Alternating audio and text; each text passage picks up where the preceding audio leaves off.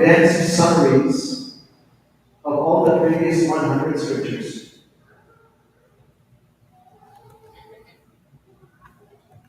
And then at the end, Allah subhanahu wa ta'ala revealed the Quran, which is a summary of all previous divine revelation.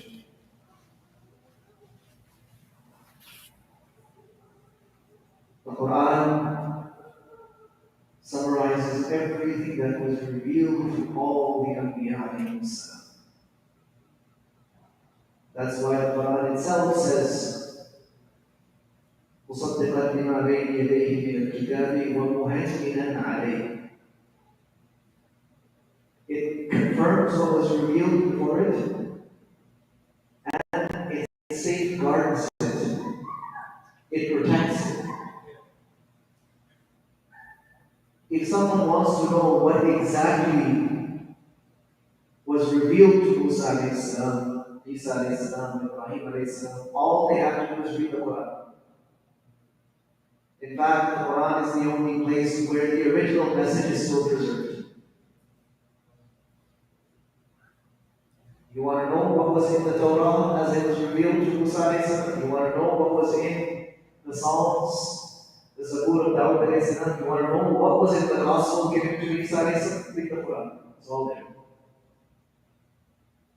The untainted, uncensored, unopinionated, unabridged version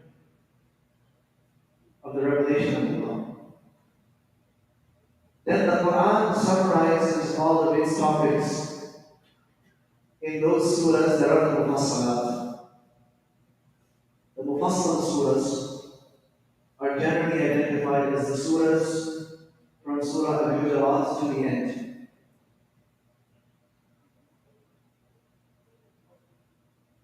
So these surahs present a condensed summary of the general themes of the Quran. That is very interesting. Everything you find in the Quran, you'll find reference to it in these surahs. Even the stories, the prophets, alayhi salam. Then, there is one surah that is a further condensed summary of what was revealed in the Mufassalat, what was revealed in the Quran, what was revealed in the previous books, what was revealed in all the scriptures. One surah summarizes everything, and that is Al-Fatiha. Surah Al-Fatiha is the condensed summary of all the revelation of Allah. And in Surah Al-Fatiha is one ayah that serves as a summary of everything, including Al-Fatiha itself. One ayah. إِيَّاكَ نَعْبُدُ وَإِيَّاكَ نَسْتَعِينُ.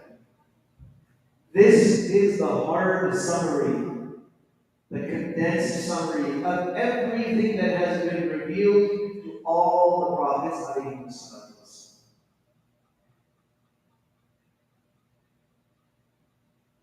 So now you tell me,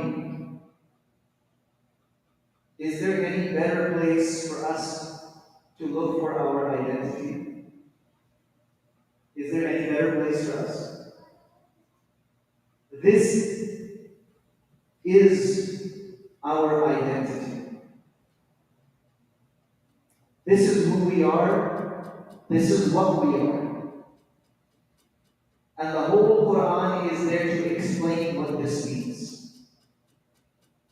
The whole of the Quran is explaining what إِيَّاكَ نَعْبُدُ وَإِيَّاكَ نَسْتَعِينُ mean.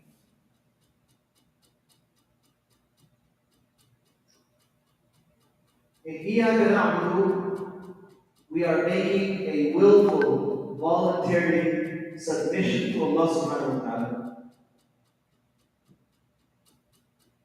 This is very frequently translated as only you do we worship. Yet, the limitations of any language of the world in conveying what the Quran is actually saying, those limitations are obvious. Only you do we worship is only one part of the translation of this. Because there's no word in Arabic that can substitute na'budu. So they take a portion of it. Okay, worship is a part of it, but worship is not all of na'budu. And what happened to people who translated and understood Iyaka na'budu as only you do we worship? Well, I ask you, how many worships are there in Islam? How much time do you spend worshiping? 5 times prayer? How much of that, how much of your day does that take up? An hour and a half, maybe 2 hours? Fasting once a year, 1 month. Zakat doesn't take much time. Hajj once in a lifetime. Alright, Hajj, dhikr of Allah, tilawat of Quran. These are the worships in Islam. These are the acts that are considered acts of worship. How much of our life is used up by these actions? Very little. And the problem was when we looked at this as simply, okay, as long as we're only worshiping you and we're doing these acts, we're good. So we told ourselves that as long as I'm doing these things, I'm the perfect Muslim. Because I worship Allah, I only worship Him, and these are the acts of worship. Losing sight of the fact that Iyaka na'budu actually means much more than that. Abada ya'budu means to be someone's slave. The actual word is rububiyyah, servitude. We give ourselves in servitude to you. We do this voluntarily. You don't force us, nobody forces us. We come rushing to you because you are the only one who is worthy of this. And in this, all our beliefs revolve around you. All our hopes and wishes revolve around you. All our life's plans and activities revolve around you. And it is only in your obedience that we conduct ourselves. There is Iyaka na'budu. Only in your obedience do we conduct ourselves.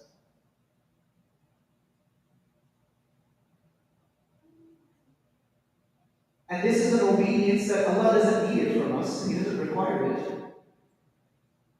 This is pledging allegiance to a master who is not in need of our allegiance. There is no possible way in which he can benefit from anything that we do. So he announces, as is in the Hadith Qudsi, Ya ibadi, innakum lan tablughu durri fatadurruni, wa lan tablughu naf'i fatanfa'uni. O my slaves, there is nothing you can do to benefit me. You will never reach something that could possibly benefit me. Just like you will never reach something, you will never obtain something that could possibly cause me any harm.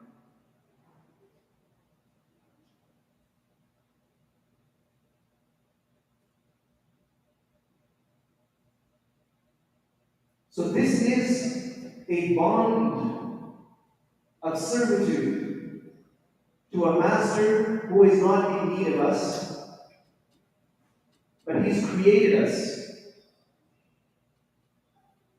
And at every second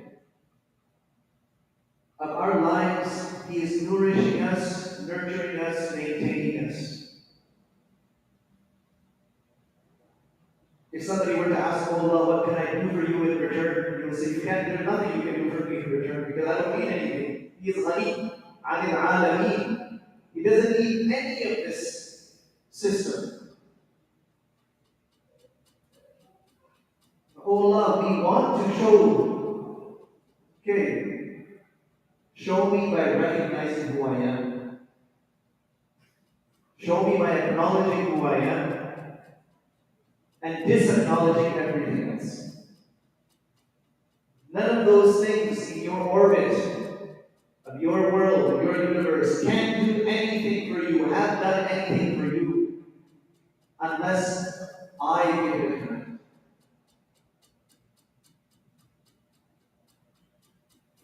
And it's a master that does not force us. Even after we give ourselves in submission to him, he does not grab us and bend our necks in front of him and now we prostrate to me. Now you do this, otherwise I'm going to strike you down with lightning. فَمَنْ شَاءَ فَلْيُؤْمِنْ وَمَنْ شَاءَ فَلْيَكْفُرْ. You want to believe? Believe. You want to disbelieve? Believe. Disbelieve. I have laid out the outcomes of both people.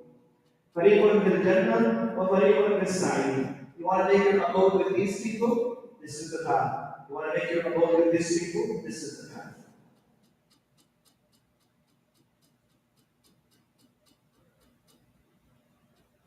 So we misunderstood إِيَّاكَ نَعْبُدُ, and as a result, we misunderstood our role in all of this equation. Okay, yeah, I'm just supposed to worship and I'm good. But the way I speak is my business. The way I deal with my family is my business. The way I do my job is my business. My social interactions, my business. What I buy, what I sell, my business. Did we really think that Allah subhanahu wa ta'ala brought us and put us onto this earth just for a few acts that we do occasionally? This was the extent of our intelligence that we thought that, yeah, He's put us here just to do these few acts. Impossible. And we thought that إِيَّاكَ نَسْتَعِينُ means that whenever we're in a pinch, whenever we're in a problem, we turn to Him. But there also is only a part of what the verse is saying. So what happened? What we started doing is, when we have a problem, we turn to Allah. But wait a minute. Do you need Allah's help before the problem? Or only after the problem arises? So our bond with Allah became also very, very, yeah, if there's a problem, I know who to call.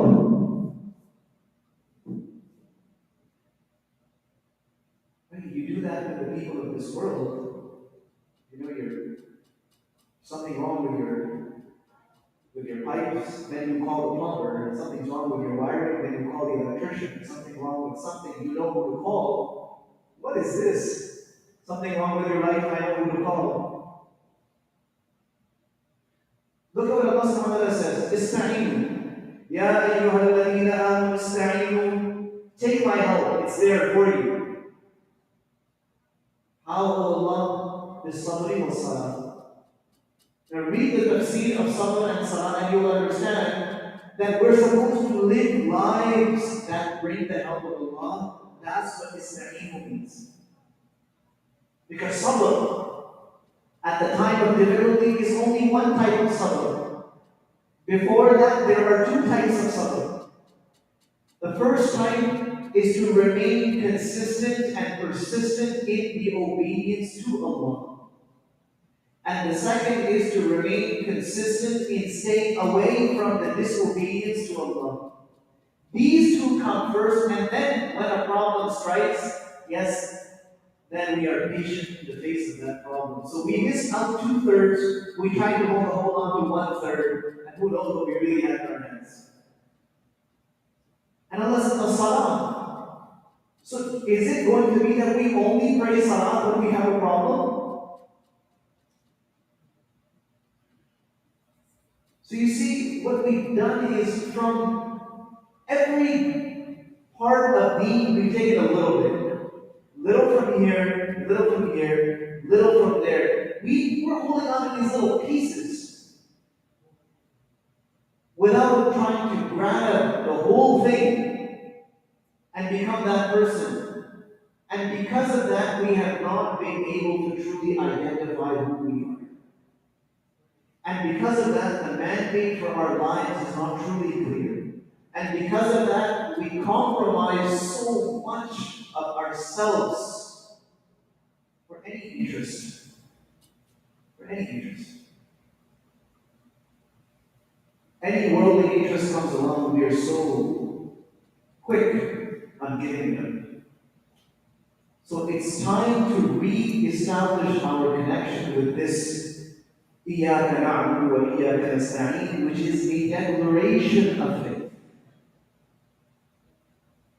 It's much vaster. We could spend our whole lives chasing this and we would not be able to get all of it. And as I said, the whole Quran is a tafsir of this verse. How deep is that? So before everything, my loyalties lie with Allah. After everything, with Allah. During everything, with Allah. I don't let go of Him no matter what's happening in my life. If I'm happy, I don't let go of Him. If I'm sad, I don't let go of Him. He tells me what kind of person I should be. He guides me. Not Dick and Harry. They don't determine who I am, what I act like, what I speak like, what I appear like. What ownership do they have over me? I've already taken a master. I already know who my owner is, who my master is. What do these people have on me? These people in the street. They have nothing on me. What do they do for me? What have they done for me? Created me? Nurtured me? No. All they can do is look at me. And I am so intimidated that in order to become more appealing to them in their looks, I'll change whatever I have to change. We're talking about identity. That's not how we find our identity. Trying to chase the people of the world. In servitude to Allah is rulership of the world. When a person submits and submits and submits to Allah, Allah gives them more and more and more authority, power, honor, respect. It just follows. It's a part of that package. And the further and further away one turns from Allah, Allah subhanahu wa ta'ala lowers them and lowers them and lowers them and takes away even whatever it is that they have.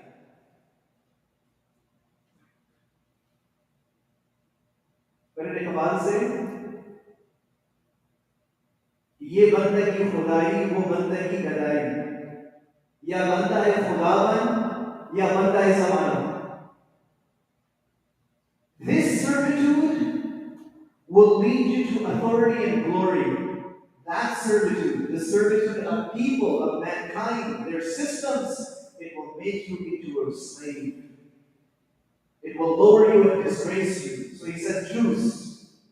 Either you become the slave of one master, one Allah, or you will have to be a slave of all of mankind. You choose. ये एक सजदा जिसे तू बना समझता है हजार सजदे से देता है आदमी को बचा. And one sajda will save you from 1,000 prostrations and from 1,000 other authorities. It's time for us to revel in this identity. Not as a name tag that we stick on, not as a label. It's time for us to plunge into this.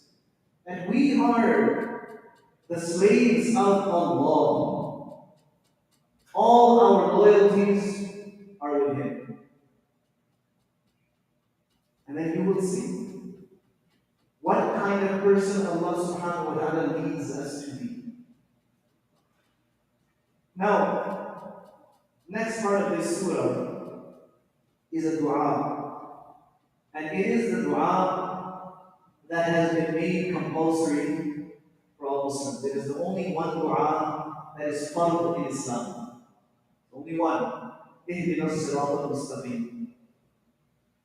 Because reciting Al-Fatiha is necessary in Salat, and Salat is necessary, this dua becomes an obligation on every single Muslim.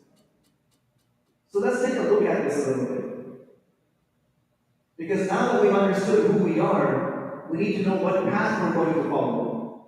You've understood who you are. Oh Allah, guide me to that path that leads towards you. Ihdina, guide us. There's two types of guidance. You might get lost around your neighborhood. I'm looking for the masjid. I've never been here before. And I stop someone on the street and say, do you know where this Islamic center is? Where this masjid is? So, one way that they can guide me, they simply tell me, yes, you go up this street and you take a right here, take a left there, and then after so many meters or kilometers, you'll come across the masjid, will be right in front of you. That's one way that someone can guide you. The other way they can guide me is they'll say, you know what? I'm going there, let me take you with me. Just follow along. So, which type of guidance would you say is more complete? The first one or the second one?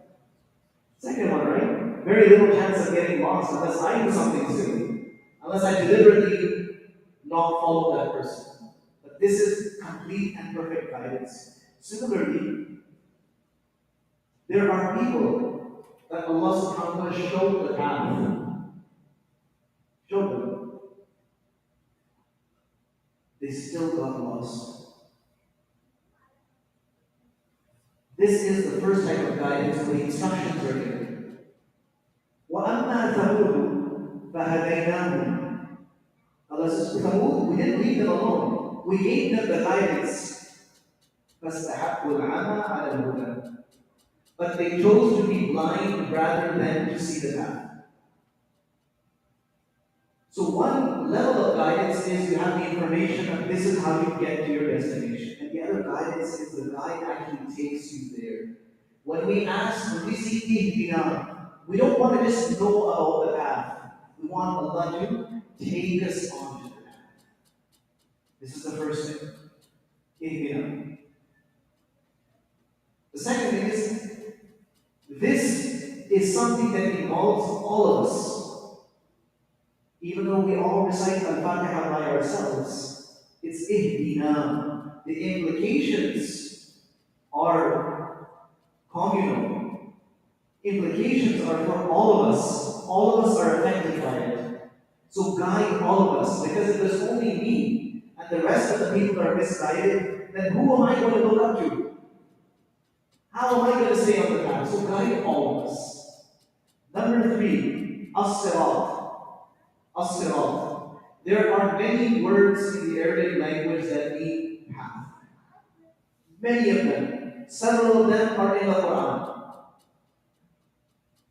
Sabil, for example, tariq is in the Quran. And then there are many others that are not in the Quran. Of all of those words, Allah subhanahu wa ta'ala selected as-sirat. And one of the very interesting things about this word, and it's exclusive to this word that denotes path, is all the other words that mean path have plurals.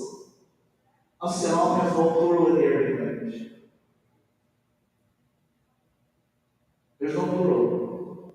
It's only one as-sirat. That's why Allah subhanahu wa ta'ala says, وَأَنَّ هَذَا صِرَاطِي مُسْتَقِيمًا فَاتَّبِعُوهُ وَلَا تَتَّبِعُوا السُّبُلَ فَتَفَرَّقَ بِكُمْ عَنْ سَبِيلِهِ. This is my path. This is the path. So there's only one path that's acceptable. And that path is mustaqim.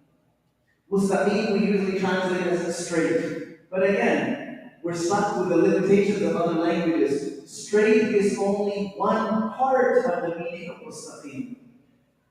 Mustaqim also means strong. It means upright, noble. It means powerful. It means a path of consistency and persistence. And yes, it is the straight path. And in the most simple sense of the word, a straight line is the shortest distance between A and B. That's what a straight line is. So it's all of those things. So now we understood, okay, as-sirat al-mustaqim must be something really, really beautiful. Where do I find it? What do we turn to? We turn to our own understanding of concepts to define what the path is. We try to understand the path in light of concepts. Concepts such as, okay, what is worship? This is worship in Islam. What is decency? No, this is decency in Islam. What is salah? Okay, this is salah. What is this? What is this? So we try to understand the path by understanding concepts that are needed for that path. Yes? Is it making sense what I'm saying? Are you following? This is how we do it. Problem with that is that there cannot be a consistent understanding of concepts amongst humanity. Everyone will understand it differently. Everyone will form their own idea of what worship is, what practice is, what devotion is, what piety is, what decency is, what modesty is, what generosity is. Everyone will start defining it for themselves, and no two people will ever be on the same page. And that's exactly what's happening today. To the extent that it's becoming more and more difficult to explain to people what Islam is and what Islam isn't, because there's discussions all over the place. Everyone is trying to define it for themselves. What is a practicing Muslim? Oh my goodness. For all the people over here, we'll have a separate definition for what a practicing Muslim is. So Allah subhanahu wa ta'ala, who knows us, who created us, and who knows that this is going to pose challenges, He simplified the matter for us. Because remember, another element that comes to play in understanding concepts is the intelligence of the person who's thinking, the background of the person who's thinking, and the lens that they're looking at it from. So there will never be any consistency in the understanding of the basics of the deen. So Allah subhanahu wa ta'ala removed all of these complications from the equation and simplified it by attaching the path to certain people. That this is a path that belongs to certain people. There are people who have walked on this path. All you have to do is follow in their footsteps. And a person is a person.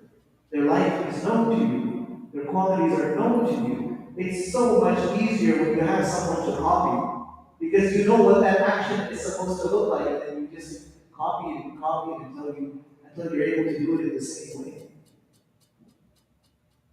So he doesn't talk about the path of such and such things, or such and such beliefs, or such and such actions. He talks about the path of such and such people. صِرَاطَ الَّذِينَ أَنْعَمْتَ عَلَيْهِمْ.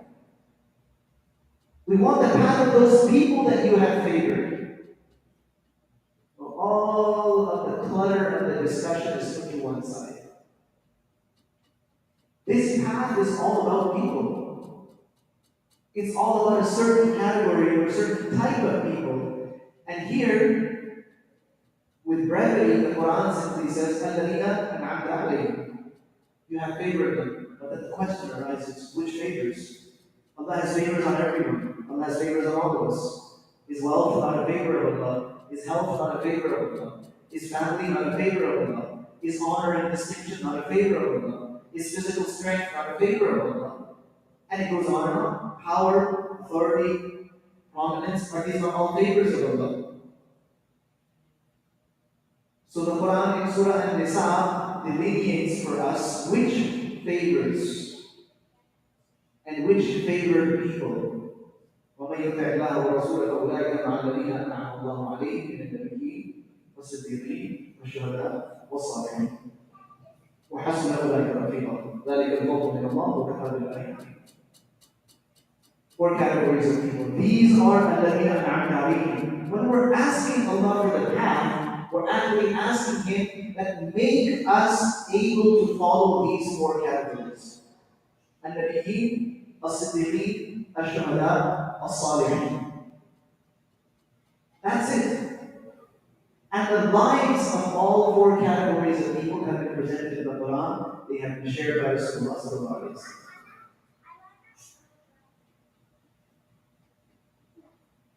Even Rasulullah sallallahu alaihi wasallam was told to follow the path, the guidance of the Anbiya before him. Pick up Surah Al-An'am, where Allah subhanahu wa ta'ala speaks about the incident of Ibrahim alayhi salam, where he debated his people using the star and the moon and the sun. وَتِلْكَ حُجَّتُنَا آتَيْنَاهَا إِبْرَاهِيمَ عَلَى الْقَوْمِ.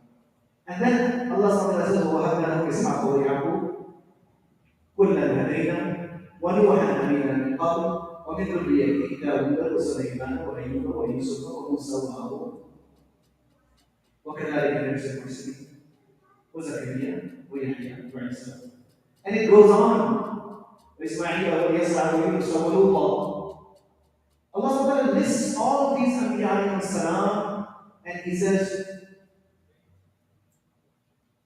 ذَلِكَ هُدَى اللَّهِ يَهْدِي بِهِ مَن يَشَاءُ. That is the guidance of Allah. Allah subhanahu wa ta'ala says, أُولَٰئِكَ الَّذِينَ هَدَى اللَّهُ فَبِهُدَاهُ مُقْتَدِي. These are the people Allah guided, just follow Allah. Just follow Allah in their guidance. Anbiya alayhi salam end with Rasulullah sallallahu alayhi wa sallam. With Muhammad sallallahu alayhi wa sallam, the Anbiya end. Allah subhanahu wa ta'ala gives us glimpses from the lives of these prophets in the Quran. And for some prophets like Musa alayhi salam, Ibrahim alayhi salam, Isa alayhi salam, He gives us much more detail as to what happened in their lives. In some places there are snippets. And then if we look to hadith, the ahadith about the Anbiya alayhi salam, there we find more details. Look at Yusuf alayhi salam's life. Whole life story from beginning to end is laid out. Musa alayhi salam's life, Ibrahim alayhi salam's life. So that category has been preserved. And they are the most elite slaves of Allah. After that are the Siddiqeen. The Siddiqeen, the men of truth. These are the true followers of the prophets alayhi salam. True prophets.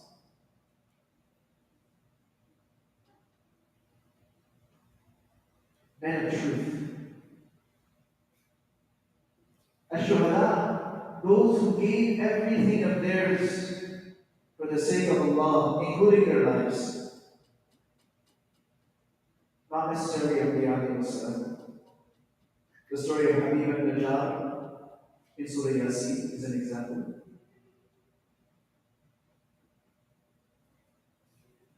As-Salihin, pious, upright people. The beauty of this is that aside from the first category of the Anbiya alayhi salam, the remaining three categories continue to exist in this ummah up till today. The Siddiqeen and the Shuhada and the Salihin have always been around and they will continue to be around. So in order for us to find the straight path, we need to divert our own attention from concepts to people. The people that Allah has chosen as the markers of that path, as the road signs, the milestones for that path. Allah has chosen them.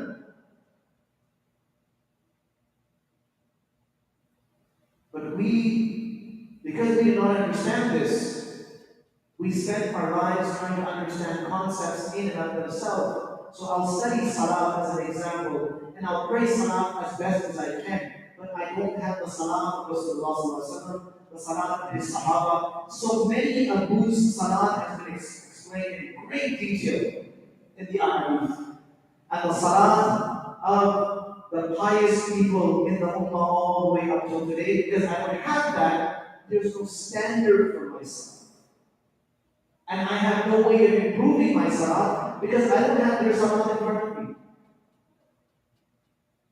We talk about akhlaq. I don't have the akhlaq of all of these people in front of me, so I define for myself what good akhlaq are and what they are. And it goes on. If we want to identify ourselves, We have to truly understand what Iyaka Na'budu is asking us to do.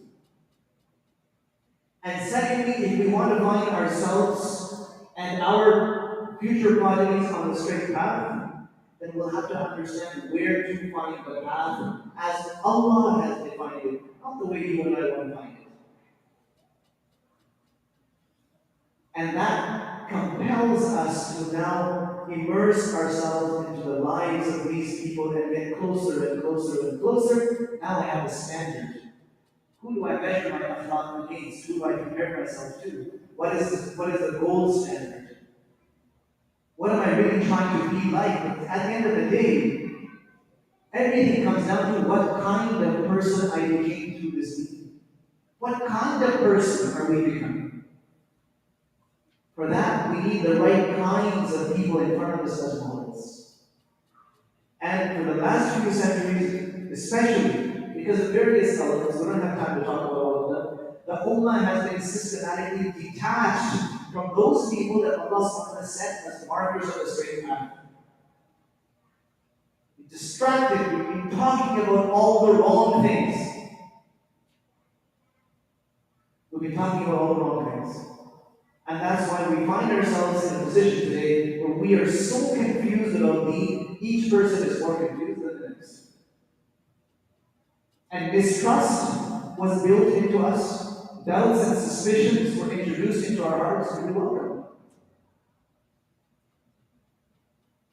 Oh,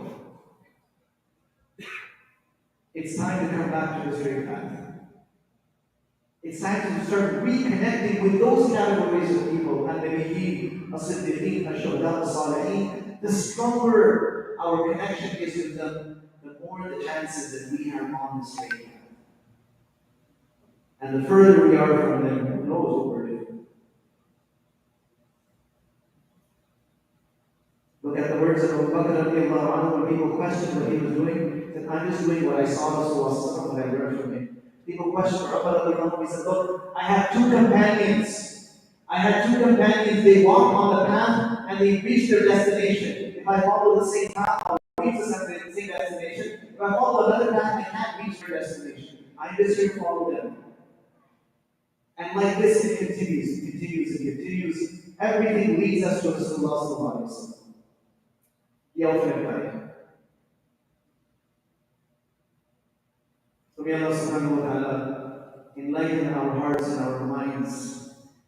Enable us to understand our true identity. And enable us to find the true path. We were going to talk about some social challenges in this talk, but the talk just went, it just kept going down that path, down that straight path, inshallah. So I just let it go there. But this is the beginning of a discussion. This is the beginning of a conversation. This is not the whole conversation. This is getting our feet on the right path, in the right direction first, and there are many, many things to learn along the way. Now, I was also invited here to speak about a very important educational program, a course, or potentially a series of courses that will be offered from here, from Masjid Iman, inshallah. This program was initiated by us at Ihsan in Vancouver. And we have been teaching this course now for the last 12 years with some amazing results. And I would just like to share with you a little bit about some of the features of this course. I know our time is relatively limited. The idea of this course came to my mind while I was still studying in madrasa.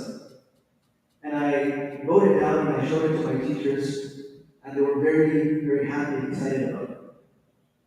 When I moved to Vancouver, I saw a need, and there is a polarization of knowledge that I referred to in the Jummah talk.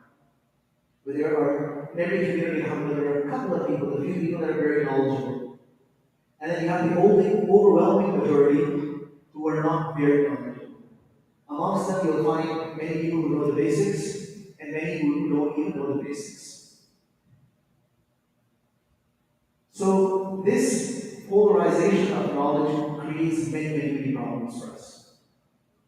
I'm not going to talk about all the problems, but I'll just tell you that it leaves us in a position where we are not able to effectively run our lives and our families and our homes in the light of prophetic teachings. Effectively, we're not. A lot of it is culture. A lot of it is habit that has been learned from wherever we come from, whatever our upbringing was, and it just goes on. And as a result, we're losing a piece of meaning with every next generation. Yet there are people in every community who know the basics and want to learn more. They want to learn more. Nobody is really there to sort of hold them by the hand and guide them forward. You'll have occasional programs. You'll have events. You'll have occasional programs. You'll have a short course here. But the amount of knowledge that is being conveyed is limited. It's not sufficient. How much can you possibly learn over a weekend course? I mean, it's beautiful that these courses are being offered. But honestly, as a human being, how did you learn each? Those of you who are engineers, did you learn it in a weekend? Anyone become an architect over the weekend? A doctor over a couple of months course? It doesn't work like that. We need time. And it takes patience. So, the other thing is, if you want to learn deen, then you have to go to a madrasa and become a scholar. But that doesn't seem fair or practical. That doesn't solve the problem. That's going to be 1% or less than 1% of the community that can commit to something